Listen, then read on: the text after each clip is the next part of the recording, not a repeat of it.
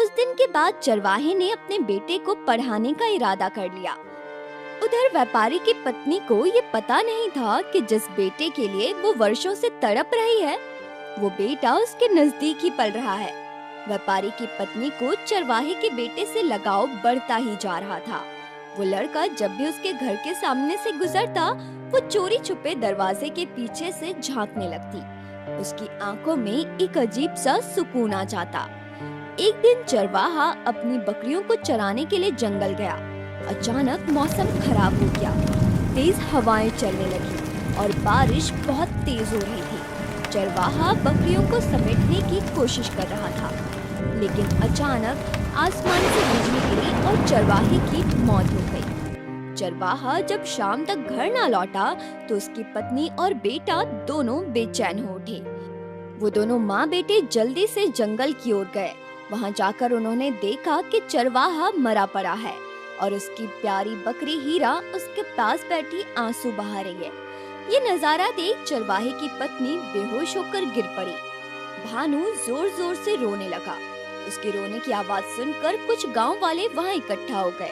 गांव वालों ने किसी तरह चरवाहे का अंतिम संस्कार कर दिया और फिर यूं ही कुछ दिन बीत गए। एक दिन चरवाहे की पत्नी अपने बेटे से बोली, बेटा, तुम्हारे पिताजी चाहते थे कि तुम पढ़ लिख कर कोई अच्छा काम करो। अब मैंने फैसला कर लिया है, मैं खुद बकरियों को चराने जाया करूंगी, जिससे हमारा गुजारा हो सके, और तुम स्कूल जाया करो, अपने पिताजी का सपना पूरा करो। उसके बाद चरवाहे की पत्नी सारा दिन अपनी बकरियों को चराने लगी और जब उसका बेटा स्कूल से आ जाता तो वो भी अपनी माँ की मदद करता।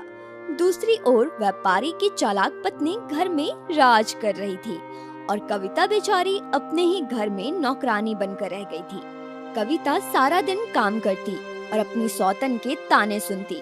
बेचारी कभी किसी बात का गिला नहीं करती। वो हमेशा यही सोचती थी कि किसी तरह उनका खोया हुआ बेटा लौट आए और उसकी गोद भर जाए। उधर चरवाहे के घर के हालात खराब होते जा रहे थे। घर का खर्चा बड़ी मुश्किल से चल रहा था।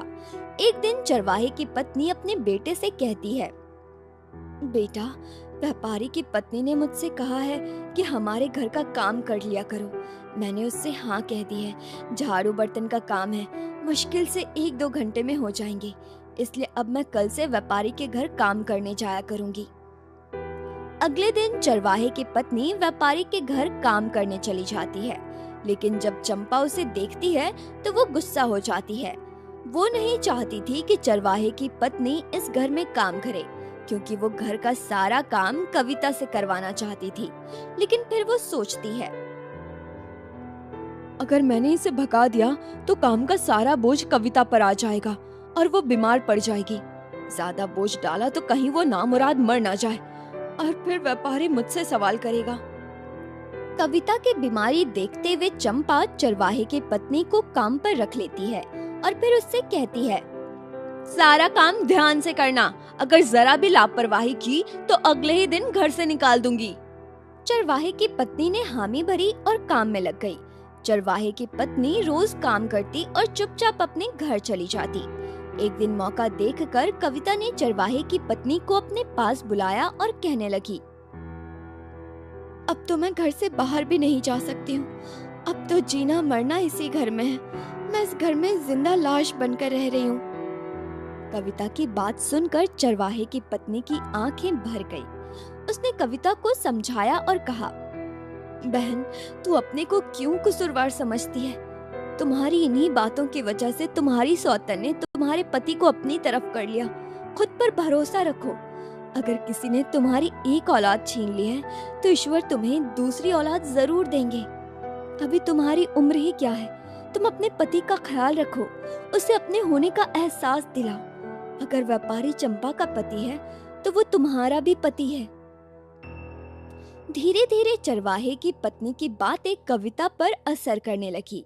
कविता ने खुद को संभालना शुरू किया। अब वो साफ सुथरे कपड़े पहनती और अपने पति की पसंद का ही खाना बनाती। अपने पति की हर जरूरत का ख्याल रखती।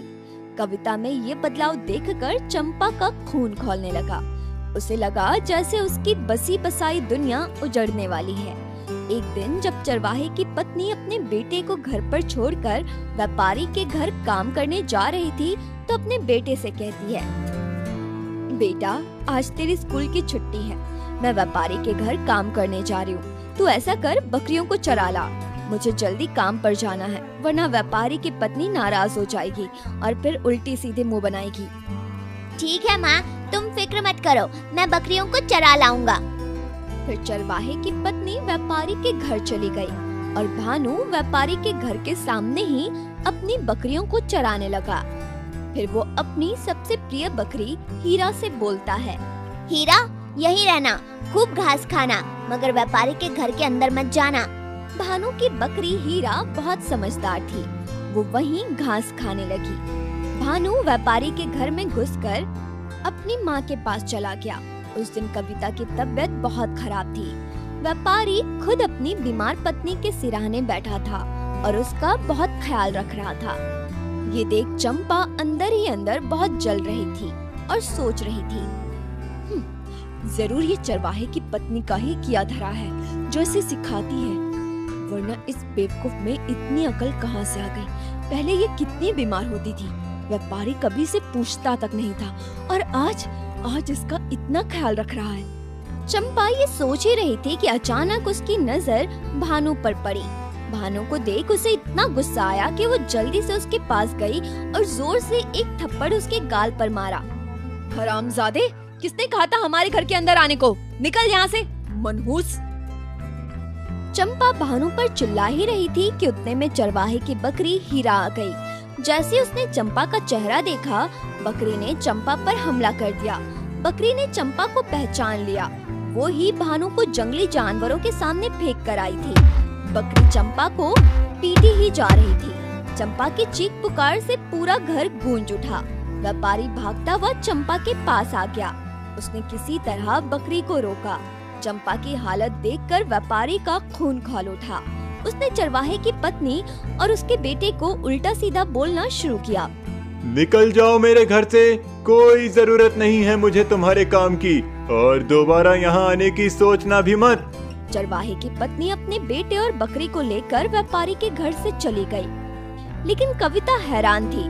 वो सोच रही थी, आखिर वो बेजुबान बकरी चंपा को इतनी बुरी तरह क्यों पीट रहा था? कुछ तो बात है जो उस बकरी को पता है। उस दिन छुपकर कविता चरवाहे के घर पहुंच गई। चरवाहे की पत्नी घर पर नहीं थी। कविता भानु से कहने लगी, बेटा, जब तक तुम्हारी माँ घर नहीं आती तुम ऐसा करो, मेरे साथ चलो। भानु जब कविता के साथ चलने लगा तो उसकी बकरी हीरा भानु के कपड़े पकड़कर खींचने लगी। बकरी नहीं चाहती थी कि भानु कविता के साथ जाए। फिर कविता ने उस बकरी को भी अपने साथ लेकर अपने घर चली गई। जब व्यापारी ने बकरी को अपने घर देखा तो वो गुस्से से लाल हो गया और अपनी पत्नी से कहने लगा, कविता, ये क्या पागलपन है? तुम किसके कहने पर इस बकरी और बच्चे को मेरे घर में लेकर आई हो? इन्हें अभी के अभी इस घर से बाहर निकालो। अपने पति की बात सुनकर कविता डरते हुए बोली, तुम्हें गुस्सा आ रहा है, लेकिन पता नहीं क्यों मुझे लगता है जैसे ये बकरी हमें कुछ बताना चाहती है। लगता है बीमार होने के साथ साथ तुम्हारा दिमाग भी खराब हो गया है। आखिर ये बेजुबान बकरी क्या कहेगी? ये सारी बातें पास बैठे एक बुजुर्ग आदमी सुन रहा था, जो व्यापार के सिलसिले में व्यापारी के पास आया था। वो व्यापारी से बोला, कभी कभी जानवरों की जुबान भी समझनी चाहिए। मैंने अपनी उम्र का बहुत लंबा अरसा जानवरों के बीच गुजारा है। ये बकरी वाकई कुछ कहना चाहती है। फिर उस बुजुर्ग आदमी ने बकरी से उसकी भाषा में बात करनी शुरू की। बकरी की बात सुनकर बुजुर्ग आदमी बोला, ये बच्चा जिसे तुम अपने घर से निकालने की बात कर रहे हो, ये तुम्हारा अपना खून है, तुम्हारा बेटा। ये सुनते ही व्यापारी के पैरों तले जमीन खिसक गई। वो बुजुर्ग आदमी से बोला, ये तुम क्या बक रहे हो बाबा? मैं बक नहीं रहा, सच बता रहा हूँ जो ये बकरी कहना चाहती है। भानु तुम्हारा और कविता का बेटा है। जब ये छोटा था तो तुम्हारी पत्नी इसे जंगल में फेंक आई थी, जिससे इसे जंगली जानवर खा जाएं। लेकिन ईश्वर का करना ऐसा हुआ कि जंगली जानवर से पहले ये बकरी वहां आ गई और इसने इस बच्चे की जान बचा ली। बुजुर्ग आदमी की बात सुनकर व्यापारी की आंखें भर गई। कविता ने जल्दी से भानु को अपनी गोद में उठा लिया और रोने लगी। हाय मेरा बच्चा, मेरी आंखों के सामने पलता रहा और मुझे खबर तक नहीं हुई। मेरा प्यारा बेटा। कविता के लफ्जों में एक माँ का दर्द साफ झलक रहा था, जबकि व्यापारी अपनी पत्नी के बारे में सोच रहा था। मैं चंपा को कितनी सीधी और भली औरत समझता था और उसने इतनी घटिया हरकत की है। व्यापारी ने गुस्से में अपनी पत्नी को बुलाया और सारी बातें पूछी, लेकिन उसने साफ इनकार कर दिया। ये एक झूठी कहानी है, ये सब मिलकर मुझे फंसा रहे। मैं कभी ऐसा करने की सोच भी नहीं सकती। व्यापारी के घर से जोर जोर से आवाज आ रही थी। ये देख गांव वाले भी व्यापारी के घर में इकट्ठा हो जाते हैं। जब लोगों को चंपा की बात पता चली तो लोगों ने अफरा तफरी मचा दी। सभी लोग चंपा को उल्टा सीधा कहने लगे। आखिरकार चंपा का सब्र टूट गया और वो गुस्से में बोली, हाँ, मैं कविता के बच्चे को उठाकर जंगल में फेंक कर आई थी।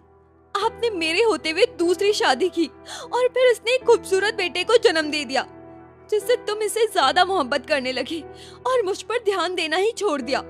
ऊपर से तुम्हारी जायदाद का मालिक इसका बेटा बन जाता। ये सब मैं कैसे देखती, कैसे बर्दाश्त करती। इसलिए मैंने इसके बच्चे को इससे जुदा किया, लेकिन बदकिस्मती से ये बच गया। ये सब सुनकर तो व्यापारी के शरीर की जान ही निकल गई। व्यापारी ने गुस्से में आकर अपनी पत्नी चंपा को घर से निकाल दिया।